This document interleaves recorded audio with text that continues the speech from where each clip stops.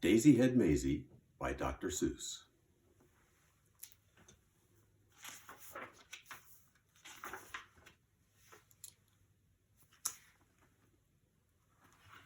It's hard to believe that such a thing could be true, and I hope such a thing never happens to you. But it happened, they say, to poor Mayzie McGrew, and it happened like this.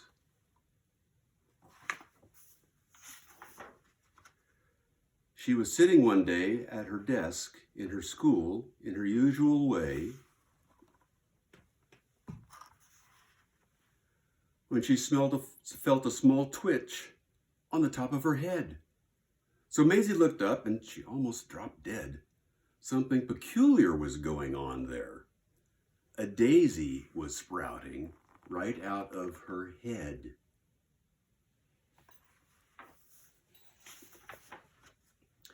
Behind her was sitting young Herman Butch Strudel. This looks like a daisy up there on her head, on her noodle. It doesn't make sense.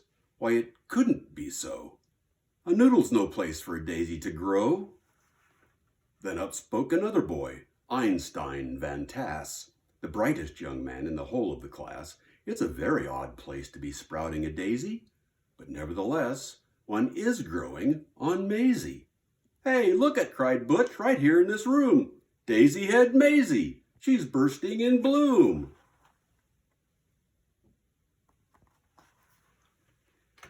Miss Sneecher, the teacher, came rushing up quick. Such nonsense. Some child here is playing a trick. Which one of you boys stuck that thing in her hair? You know that a daisy could never grow there.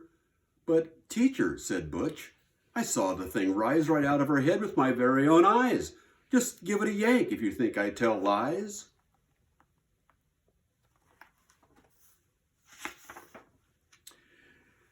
But Miss Sneecher had heard quite enough of this talk. Mayzie, hold still. Let me get at that stalk. Ouch! Hollered Mayzie. Quit yanking, Butch said. You're giving her pains. I'll bet those roots go way down in her brains. The kids in the class started shouting like crazy, Daisy Head, Daisy Head, Daisy Head Mayzie. Children, be quiet, good grief and alas. Miss Sneecher was shocked by the noise in her class. I've taught in this room 20 years, maybe more, but I've never seen anything like this before. I'll have to report it. You'll just have to come to the principal's office and show Mr. Grum.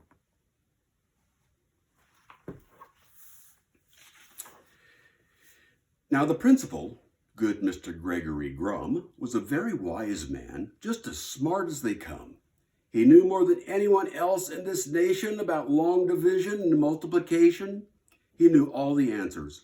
Why oceans are deep, why skies are so high, and why mountains are steep.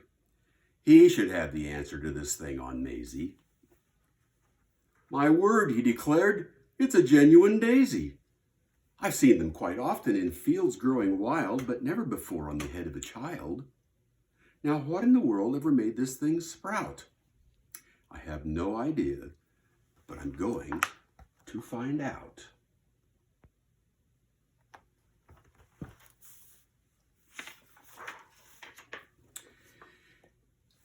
It says here,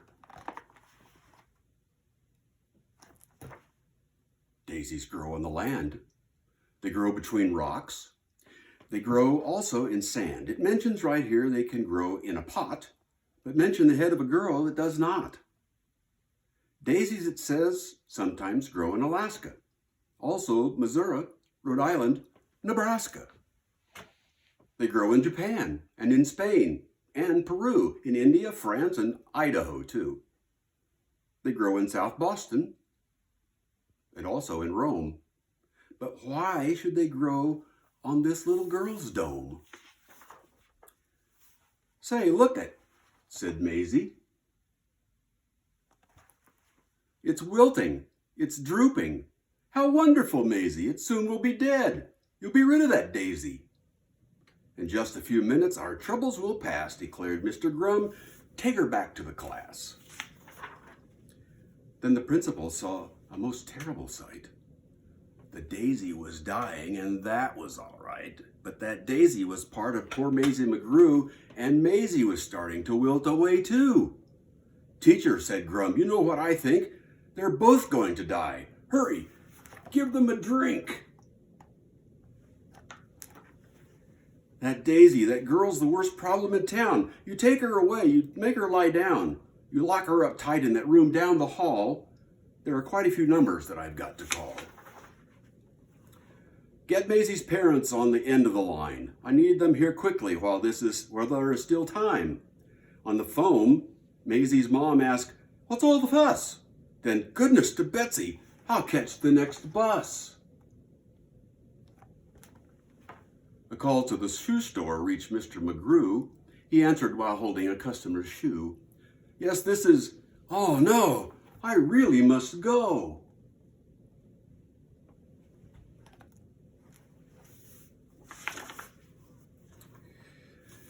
A doctor should see her, the principal said, and an expert on plants like the one on her head. So he called Dr. Eisenbart, who said, what a trick, my stethoscope's packed, I'll be there in a tick.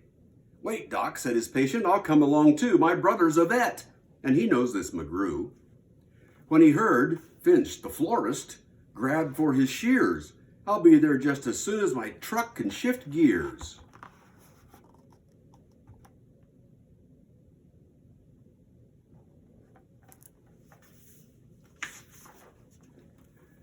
Meanwhile, poor Mayzie lay down on a couch.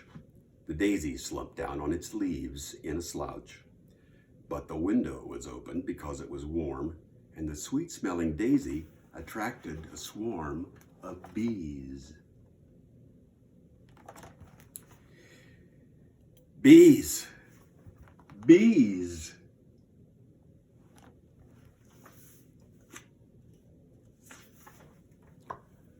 The faster she ran, the faster they flew, so Mayzie kept running. What else could she do? She attempted to hide behind Officer Thatcher, who cupped out his hat like a bumblebee catcher.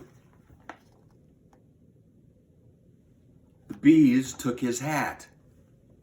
Thatcher said, I'm no fool, and ran after Mayzie back to the school. Principal Grum didn't know what to do. It's worse, cried Miss Sneetcher. Much worse than we feared. The daisy and Mayzie have both disappeared. Behind her came charging Mr. McGrew, chased by a customer chasing his shoe, Finch the florist, Dr. Eisenbart too, Dr. Eisenbart's patient, and Mrs. McGrew.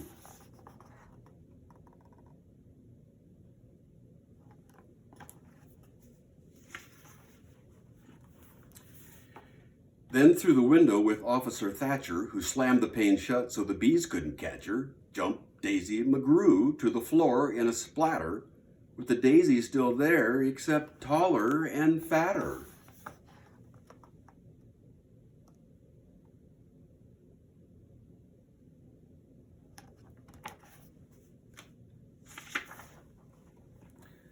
My poor little daughter, the daisy, it's true, I'm going to faint, cried Mrs. McGrew.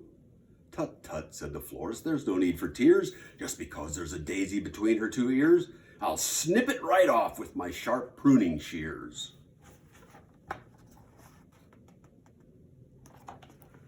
She's my patient, don't touch her, you must stand apart. You have to have room, said Dr. Eisenbart. I think that Mayzie and her plant could help me get a research grant.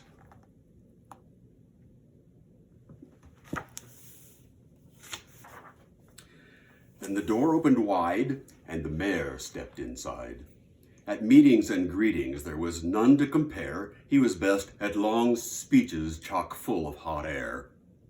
I promise my friends that if I'm re-elected, this daisy on Mayzie will be disconnected. The law of our fathers is simple and sound. Daisies belong and should stay in the ground. The rest are illegal.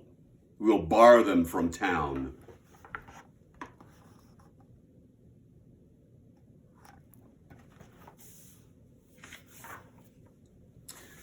From the back came a voice, sometimes loud, sometimes slick, of a wheeler and dealer who knew every trick. I'm Finagle, the egg agent. You've heard of me, I'm sure. I represent young What's-His-Name and others now on tour. But Mayzie, you're so special, please let me shake your hand. Your talent is a wondrous thing, unique in all the land. Daisy head Mayzie, spelled out in bright light, will draw kids in the day and parents at night. Daisy head Mayzie, you've got quite an act. Just stick with me, kid, and sign this contract. Your flower needs to sign too.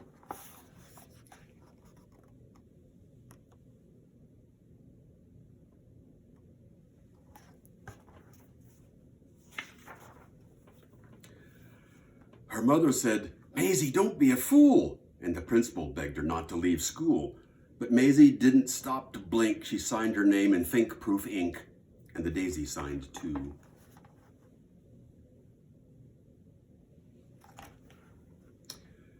Daisy head fever was gripping the nation. It had quickly become a worldwide sensation.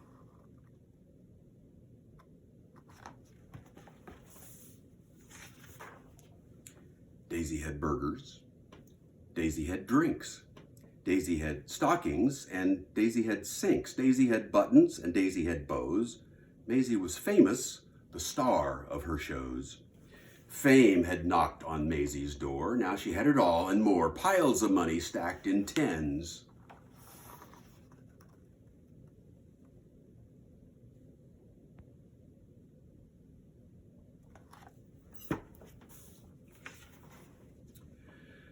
But what is money without friends?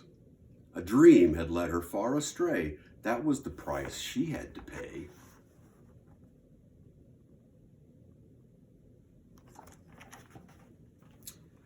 Mayzie McGrew ran night and day. Nowhere to go, nowhere to stay, because she was sure that everyone must have written her off in total disgust over and over again in her head.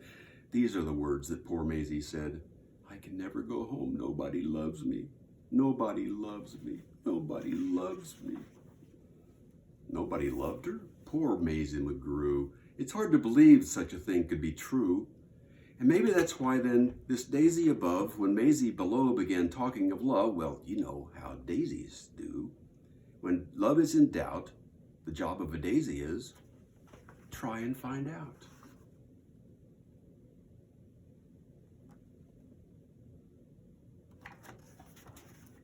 They love her. They love her not. They love her. They love her not. Don't worry, Mayzie. They love you.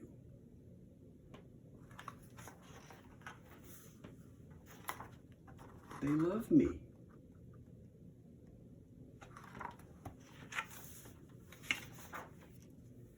Well, that's how it all happened. The thing went away. And Mayzie McGrew is quite happy today, back at her studies and doing just great in all of her subjects in room number 8. And concerning that daisy, you know that it never grew out of the top of her head ever again? Or, well, it practically never popped up there again, excepting occasionally just now and then. Ding.